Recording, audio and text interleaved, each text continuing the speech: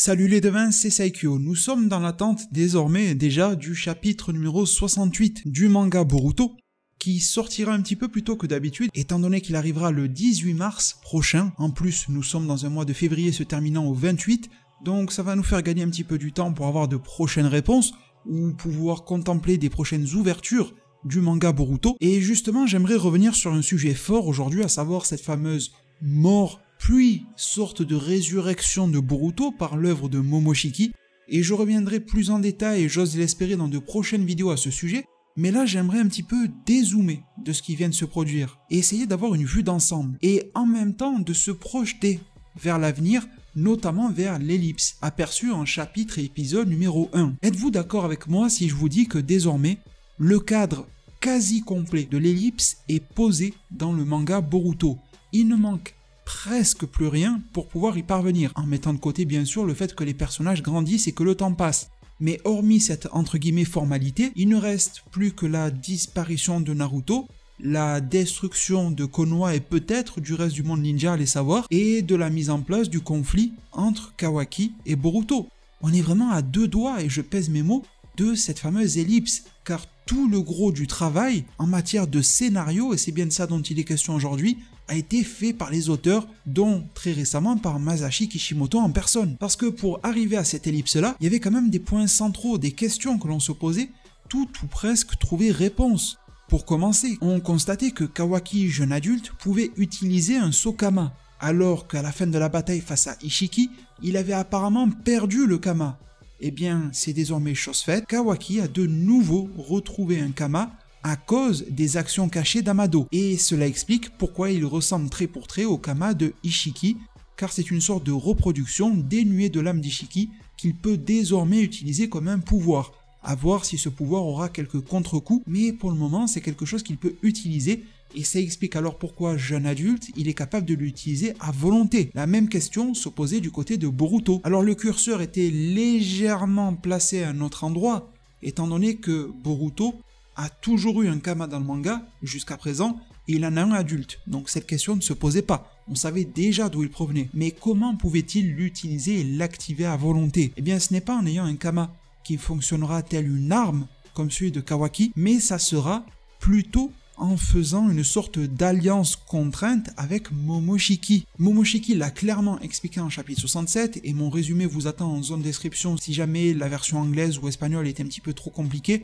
Le résumé complet français vous attend sur la chaîne et le lien est en description, mais Momoshiki a bel et bien expliqué que pour réaliser le sauvetage in extremis aux portes de la mort de Boruto, il a réalisé une action d'exception, utiliser les 18% de Kama pas encore réinscrits en Boruto pour qu'ils se mettent à toucher la zone qui a été blessée et que ces derniers se transforment en tissus cellulaires qui sont devenus désormais du Boruto, si vous me permettez l'expression. Et donc, vu que Boruto était déjà réécrit à 82%, ajouté aux 18 derniers pourcents qui sont venus remplacer ces tissus cellulaires au niveau du cœur et des poumons, Boruto est d'une manière assez incroyable devenu à 100% un être Otsutsuki, mais sans payer les frais de la réincarnation de Momoshiki, et de surcroît, Momoshiki est désormais coincé car s'il a sauvé Boruto, c'était pour sauver sa propre peau. Mais en faisant cela, il a grillé sa carte de pouvoir se réincarner. Et oui, vu qu'il a forcé l'arrêt de la réinscription du Kama à 82% pour que les 18 derniers ne soient plus utilisés à cette fin, mais dans une vue de remplacer les tissus cellulaires de Boruto, ces 18% ne sont plus utilisables, à moins qu'il y ait un tour de passe-passe par la suite et une astuce, mais à ce jour ce n'est plus le cas. Donc Momoshiki est contraint de vivre à l'intérieur du corps de Boruto et de côtoyer son âme, un petit peu comme Kurama Kyuubi l'était en Naruto. Et d'ailleurs c'est drôle, j'ai pas pu vous retrouver le screen parce que ça date, il y a plusieurs mois, peut-être une année, je ne sais pas, mais si l'ami Darkoz passe par là, il pourra vous le confirmer. J'en parlais avec lui en DM sur Twitter, je lui avais confié que je vous prévoyais de vous proposer une vidéo qui s'intitulerait les Otsutsuki, les nouveaux bidules de l'œuvre Boruto. Sous-entendu que, à terme, un Otsutsuki possédant un être, en particulier un être fort à la Boruto par exemple, allait nouer un lien de gré ou de force avec son hôte, et que la relation, au départ extrêmement tendue, allait petit à petit s'adoucir, ou en tout cas en arriver à un point de rencontre, un point de négociation, pour que l'un permette à l'autre d'utiliser ses pouvoirs, tandis que le possédé permet à son parasite de conserver la vie sauve. Et c'est ce qui est en train de se faire. Alors contrairement à Kurama et Naruto, j'imagine mal Momoshiki et Boruto devenir amis, mais un lien est en train d'être créé. Et vous savez, si l'on force les deux pires ennemis à rester ensemble tout le temps, et qu'ils se rendent compte que rien ne les séparera et qu'ils se résignent à cela, il se peut que l'ironie du sort fasse qu'ils s'apprécient d'une certaine manière, un peu à l'instar d'un vieux couple qui se déteste et qui pourtant va arriver à trouver des moments d'ironie, de sarcasme, de drôlerie, peut-être même de nostalgie par rapport à une certaine époque.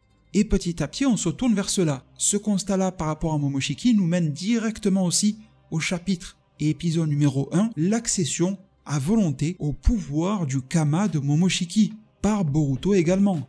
On a aussi le cas de la destruction de Konoha, alors pour le moment Konoha va très bien me direz-vous. Eh bien peut-être pas pour si longtemps, étant donné que Code, vous l'avez bien compris, a battu en retraite, mais il va revenir à la charge. Et cette charge, il semble qu'elle se fera par le biais de Shikamaru, ça nous est montré en toute fin de chapitre. Et vous avez été nombreux à me faire réaliser quelque chose, la stratégie de Code est peut-être d'utiliser Shikamaru car il l'a tenu pendant très longtemps entre ses bras en tant qu'otage. Et lorsque Code touche quelqu'un ou quelque chose, il peut apposer sur lui ses marques de griffes. Marques de griffes qui lui permettent de se téléporter. Ce qui veut dire que désormais, Code pourrait utiliser par exemple en pleine nuit, lorsqu'il est supposé dormir, Shikamaru pour s'introduire via téléportation très discrète à l'intérieur de Konoha sans avoir à passer par les barrières de détection Yamanaka. Et deux choses pourraient se passer. Premièrement, la levée de sa limitation car il finirait par tomber sur Amado et obtiendrait de lui ce qu'il veut. D'ailleurs Amado a été très clair, il a dit « je suis pas entraîné comme vous, j'ai pas la motivation, s'il me chope, je lui donne tout ce qu'il veut. Je discute pas. » Donc on a compris la couleur. Et deuxième chose, Code est le gardien, non pas de mon frère comme Seifu, mais il est le gardien de Jubi.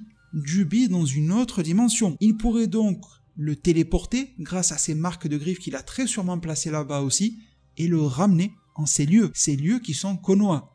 Je vous laisse imaginer, avec le poids, la taille, l'effet gravitationnel et la puissance du Jubi qui s'écraserait sur Konoha, l'état émietté, poussiéreux et en cendres dans lequel le village caché de la feuille se trouverait ensuite. Saupoudrer cela des attaques du Jubi, des batailles de Code face aux divers ninjas, dont Naruto, vu que Code aura levé son limiteur. Et justement, maintenant que cette destruction de Konoha nous semble quasi acquise, parlons-nous du cas de Naruto. Ça sera d'ailleurs le point d'orgue de ma vidéo. Au tout début de l'œuvre Boruto, il nous est dit par Kawaki que Naruto n'est plus là et qu'il veut envoyer Boruto le rejoindre là où il se trouve. Alors attention, il y a des mauvaises traductions, des erreurs qui disent que Kawaki enverra Boruto là où il a envoyé son père. Cette traduction est erronée, j'ai vérifié. En japonais, Kawaki dit « Je t'enverrai là où ton père se trouve ». Ou alors, je t'enverrai rejoindre ton père, ce qui est à peu près la même chose. Sous-entendu que soit Naruto a disparu, soit il est mort ou présumé mort, ou alors il est scellé. Il ne me semble pas qu'il y ait plus de possibilités que cela, et c'est déjà beaucoup, et c'est assez funeste. Et l'amorce de cette disparition, qu'elle soit liée à une mort, à un saut ou peu importe, de Naruto est déjà amorcée. On lui a ôté son énormissime pouvoir. Kurama. En enlevant Kurama, on lui a enlevé les pouvoirs des autres bidus. C'est le Rikudo Sennin qui nous disait lors de la guerre ninja que Kurama serait le bidu qui fera le lien entre Naruto et tous les autres. Si on enlève Kurama, le pouvoir des autres n'est a priori plus. La décroissance de puissance de Naruto est absolument incroyable. Il reste toujours un ninja de légende, même sans Kurama en lui, et peu de ninjas en ce monde pourraient atteindre ne serait-ce que sa cheville aujourd'hui, mais malgré tout, il a été clairement abaissé. Et je me dis déjà qu'un Code levant son limiteur pourrait causer du tort à Naruto dans un combat singulier. Et c'est d'ailleurs ce qui a été affirmé par Amado. En pleine surprise, une attaque de nuit, sans forcément que Naruto y comprenne grand chose, un Jubi en plein dans le village qui se permettrait d'attaquer à tout va et d'attaquer aussi Naruto, pourquoi pas. Donc des attaques puissantes de toutes parts, imprévisibles, plus celles de Code, limiteur levé, et qui sont finement ciblées envers le Hokage, je donne malheureusement peu cher de sa peau.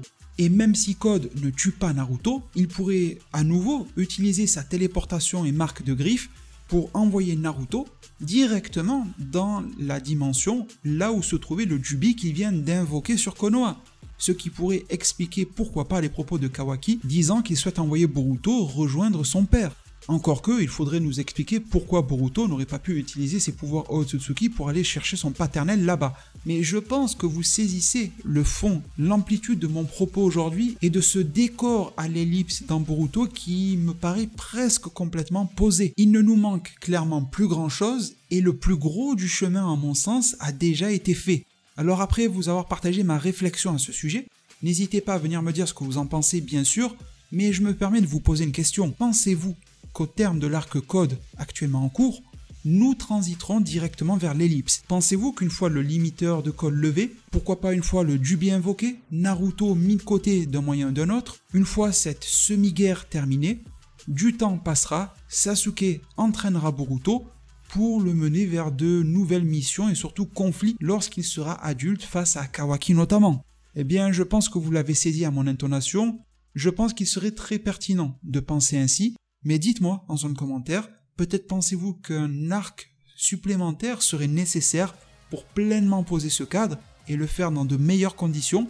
Si oui, n'hésitez pas à m'expliquer pourquoi. Je vous remercie vraiment pour tout. N'hésitez pas à vous abonner, à mettre un maximum de pouces bleus. Prenez tous extrêmement bien soin de votre futur et à plus pour de prochains arts divinatoires.